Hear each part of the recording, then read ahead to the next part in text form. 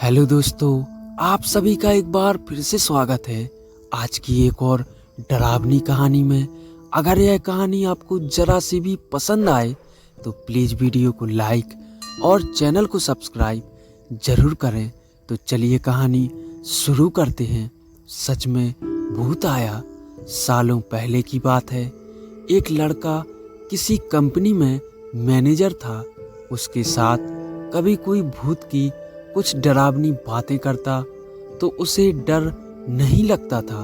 उसका कहना था कि भूत जैसा कुछ होता ही नहीं है, यह सब लोगों के दिमाग का वहम है। एक दिन ऑफिस में ज़्यादा काम था, जिस वजह से वो रात घर लौट रहा था। बाइक से आराम से रात को घर जाते जाते अचानक एक सुनसान सड़क पर उसकी गाड़ी खराब हो गई। रात का समय था, कोई गाड़ी ठीक करने वाला नहीं मिलेगा। सोचते हुए वो अपनी बाइक को खींचते हुए पैदल चलने लगा। कुछ ही दूर पहुंचा था कि उसे एक बस स्टॉप के पास कोई फकीर बैठा हुआ दिखा। काफी देर से बाइक खींचते रहते लड़के ने भी सोचा थोड़ी देर इधर ही इंतजार कर लेता हूँ। वो सीधे फकीर के पास चला गया और बैठकर उससे बातें करने लगा। दोनों के बीच करीब 10 मिनट तक बात हुई और उसी वक्त भूतों का जिक्र भी आ गया। हंसते हुए लड़के ने कहा कि भूत जैसा कुछ नहीं होता है और ना ही मैं इन्हें मानता हूँ। ये सारी झूठी और वहम वाली बातें हैं। फकीर ने लड़के की तरफ हैरानी से देखा और बोला, तुम भूत को नहीं मानते हो, वो एक अलग बात है। अगर तुम ऐसा कहोगे कि भूत है ही नहीं तो यह सरासर गलत है। लड़का फिर हंसा और पूछने लगा कि भूत होते हैं तो दिखते क्यों नहीं? क्या आपने कभी भूत देखा है? क्या आप मुझे दिखाएंगे एक भी भूत?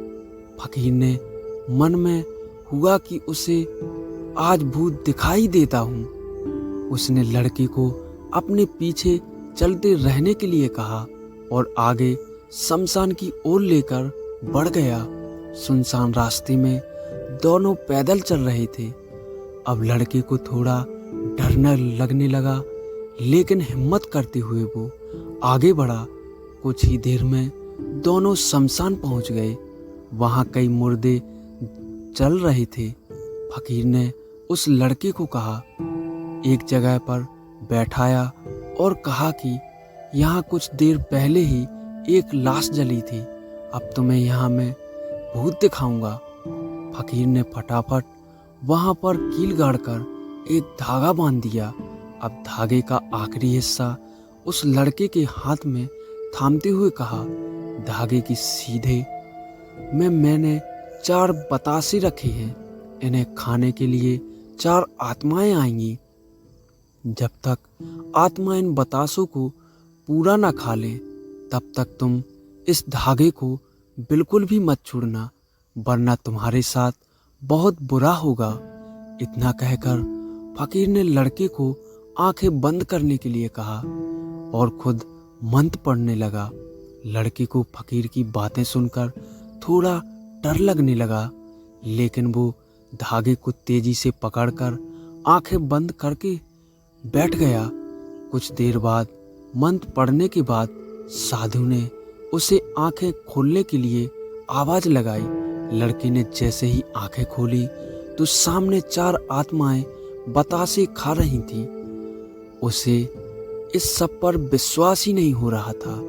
तभी उसकी नजर एक आत्मा पर पड़ी। वो कोई और नहीं, उसका पड़ोसी था जिसकी मौत 2 दिन पहले ही हुई थी। उसे देखते ही लड़के के हाथ से वो सफेद धागा छूट गया।